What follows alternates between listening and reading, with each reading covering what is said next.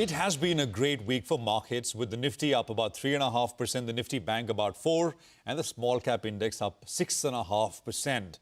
The big question many are wondering is if this is a bear market rally and they can be powerful when they come, or have we really for sure seen the worst of the downside levels? The other question, of course, is if you believe the time is to be constructive, is what to buy. Financials is one consensus overweight, but what else? Lots of stuff moving around. Surabhi and I will discuss all of this in this special conversation with Gautam Chhaochharia, Head of Global Markets, UBS Securities, and Vishal Goyal, Head of India Research and Banks Analyst at UBS Securities. Gautam and Vishal, great to have both of you gentlemen here with us on the program. Appreciate your time as always. Prashant this side.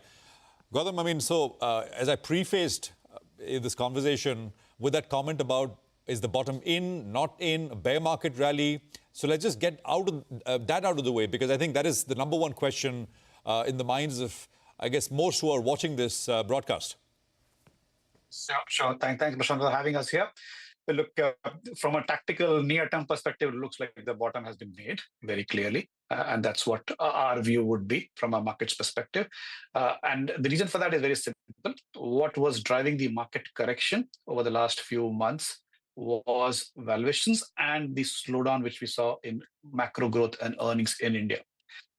Both of them, after the correction and after the last couple of months, I think has reversed. One, valuations are no longer as absolute and relative basis as expensive as they were. Secondly, the growth slowdown which we saw, the policy actions, both from the central bank and the government of India in the last couple of months, have clearly reversed the direction. So with that in context, market definitely seems to have bottomed out. However, I'll just add a caveat. We will live in uncertain times. Obviously, what happens to global tariffs, global growth specifically, not just in India, that will have an impact on Indian markets going ahead, but that's kind of well known. But that market definitely has bottomed down. You threw in the word tactically. So it's like the caveat there. But do you think tariffs are the big one? That is the big one. So on the second. Yeah. And so let's just get that out of the way as well. Do you think it's going to be a big one? It's going to be something to be, so they'll go max high tariffs. I mean, they've said they'll hand over a number to each country. And India has been mentioned many times as a high tariff country. So they'll hand over a number on the 2nd of April in terms of what's the cost of doing business with each country. And the expectation is then they will back down from that level. So it could be a high number to begin with, and then perhaps negotiations, etc. What's your sense? And how much of a risk is that for the broader market, Vishal? Sorry, that's for Gautam. Sorry. Sure. Okay, look, for tariffs, we are less worried about how it impacts India directly in terms of what US tariffs are for India, because it's out in the media that they're talking in terms of a bilateral trade deal. So even if there's a tariff which is a shock on early April, it's quite likely that it followed a trade deal and we have a much more equilibrium state, which actually not necessarily bad for India in a bilateral sense. What we do worry about from a tariffs perspective is not the direct impact, but the indirect impact. If the tariffs in general leads to a global growth slowdown, it will affect Indian markets and Indian economy. So that's a much bigger worry for us rather than just the tariff rate which US imposes on India on 2nd April. Yeah, absolutely. And I think that clarity will only emerge as the next couple of weeks unfold, right? Because on 2nd of April, we'll get a number like the US president has indicated, a number which will be the basis and the starting point of negotiation. And then we'll see how that goes. So it's not quite over as yet. Gentlemen, great to be speaking with you this morning. Thanks for joining in. Vishal, I wanted to get to you. So the big headline from Gautam has come in that the bottom has been made. Now let's talk some numbers as well. And he alluded to how the actions from the central bank as well as the government, how they've kind of reversed the cycle to an extent. What does that mean for anticipated earnings recovery in FY26 and how our valuations look? Hi. So I guess we are seeing earnings downgrade cycle for almost a year now for financials, and we've been cautious in general because we were expecting credit quality driven earnings downgrade, which are still happening. Incrementally also, our earning estimates are lower than the consensus, mainly because we feel a bit of credit cost is still to come, versus growth expectations also clearly in consensus numbers are slightly more benign. If you look at the earnings downgrade cycle, if the measures taken by the government and RBI starts, showing results in the first half of, next financials, we might see some upside in earnings trajectory. Otherwise, if you look at the construct of P&L for banks especially, you would see that with the repo cut, you will have margin declines, which would put pressure on PPOP. And therefore, if you look at the consensus earnings even today, which are higher than our estimates, they are still in single digits for most players. So that is what I think is in the numbers. In terms of valuations, yes, because the sector has been derating for quite some time, the valuations look reasonable, and we need to see whether FY27 can be a recovery year.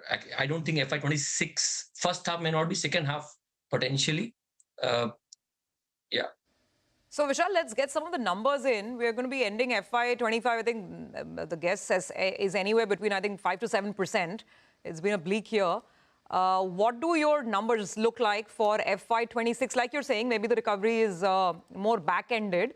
And then FY27, at least at the Nifty level, do we get back to double digits earnings growth?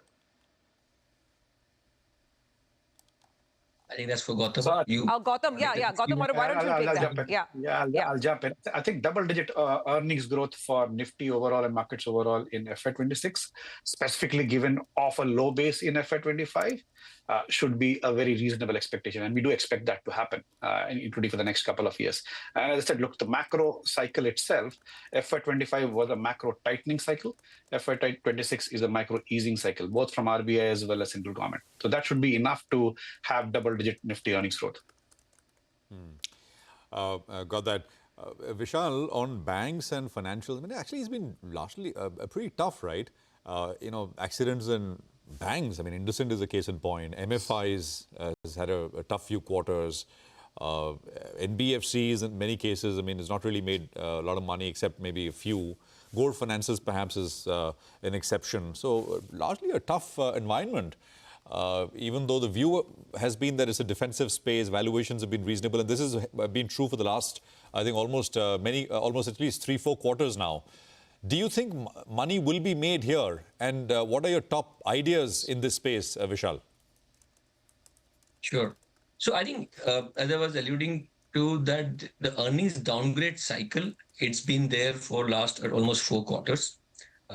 We could be probably towards the end of earnings downgrade cycle, but I think little too early to preempt, because RBI announced a few things, the tax break, all these things generally should be positive. But on the ground, the data we see, it's not showing full recovery. Even if you look at today, the credit growth, loan, the deposit growth numbers are still, 10-11%. Liquidity is extremely tight, probably also because of advance, taxes. But we need to have easy liquidity once again and recovery on the ground. The data we track on delinquencies, overdues, that also says that stress is not over yet. And therefore, I think it's worth watching the space for the time being. In terms of the sub-segments we like large private sector banks. We continue to like them. We feel that the sustainable earnings growth of 14-15%. But my question is, do you like them on an absolute basis, thumping the table and say, well, buy them? Or this is like you make a nice portfolio and you put some banks there, nothing wrong with it, but is it an absolute call, absolute return call?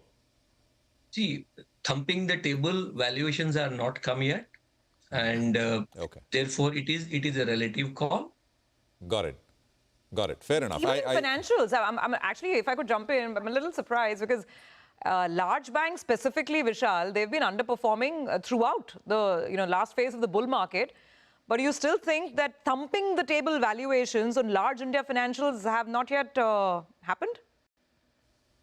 See, I think maybe the definitions are different for thumping the table. Maybe but let me clarify. let me clarify. So a 15% to 18% return is still doable because they are generating good ROA and ROE. I would say 25-30% is a thumping the table, kind of valuation or upside. So No, absolutely. Point taken. We've got so much to discuss, so let's move the conversation along. Gautam, another sort of constant feature in this market has been more and more competition in wherever there is profits to be made, right? I mean, profit pools getting disrupted, at least in the future. Cables and wires, for example, right? A news story, two hits back-to-back, announcements from large conglomerates making an entry, large business groups making an entry. What's the view there, and what's the feedback that you're picking up? Any outright buys after the sell-off? Look, any sector where competition increases does cause concern, both stocks as well as incumbents. But there are two things to look out for when we look at the framework for these scenarios. One is the level of unorganized sector versus the organized. So if a new player is entering, it's more likely to disrupt the unorganized or also organized in a material way. That's the first framework. And the second framework is the time scale. How easy to disrupt in the next 3 years versus will it take 10 years? Like the role of distribution, the role of understanding the network, everything. Okay. So if you look at cables and wires specifically, we do see some impact. But again, after the correction, the sector overall does look attractive risk reward for us from our analyst perspective. That's the framework we'll put it. Okay, so that's cables and wires, and you're still keeping the faith despite all the, the worries about competition. Gautam, another space, and I want to get your thoughts overall on PSUs and then defense. And the question really is whether the old leaders can continue to have a place in this leg of the bull market, if you're saying the bottom is in place, and if we are in one. Because I remember you folks came out with a call on HAL, and I think the view on that specific call was that the market's concerns are maybe a bit misplaced and orders will still coming in. So what's the wider view on defense and PSUs?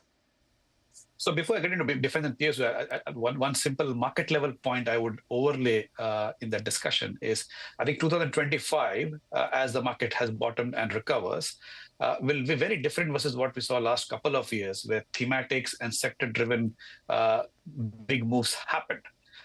This year will be, even within sectors, a lot of differentiation for stocks. Like you heard from Vishal, financials also is not just one simple basket. There are pockets which will do well, pockets which still are seeing stress and will take time.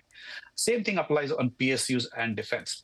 So we don't have PSU basket as such, but all the relevant PSU sectors. So it won't be a thematic run for PSUs and defense. But within that, and it applies to even CapEx or consumption, we see specific stocks which are attractively valued now on a relative basis versus where they were a year back, or even versus where they were pre-COVID, and where we have strong visibility on catalyst and growth, not just for the next 6-12 months, but for the next 3-5 years. So wherever we have that visibility and comfort, then yes. But the broader sector thematic, that strategy will not work in 25, unlike last 2-3 years. But you are seeing some of those opportunities in defense. Absolutely. And where else in PSUs? Like defense, some defense names meet your criteria. Where else in PSUs do you still see valuations, growth, etc.? So more than valuation, growth specifically across, there's opportunities in the utility space, defense, even financials, a little bit here and there, like segments of financials which are catering to particular sectors in the non-bank PSU space. Again, there are opportunities, absolutely. I think in your published notes, HAL comes up as an idea, right? And I think oil marketing is another pack. I can't comment on individual names, but yeah, oil marketing in general looks interesting, specifically given where the crude outlook also is.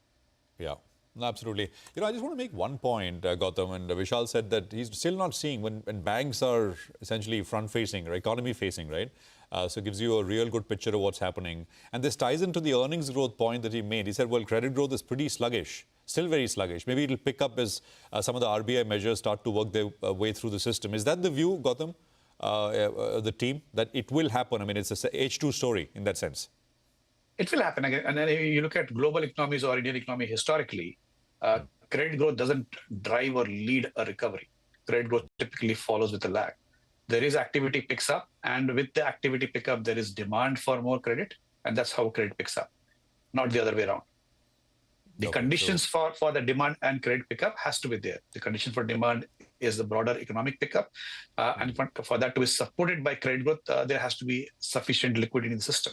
Well, that's very interesting, but we will continue this conversation. We have to take a quick commercial break here, so stay right here with us as we talk to the top team at UBS Securities India. Lots of sectoral views coming up in just a bit.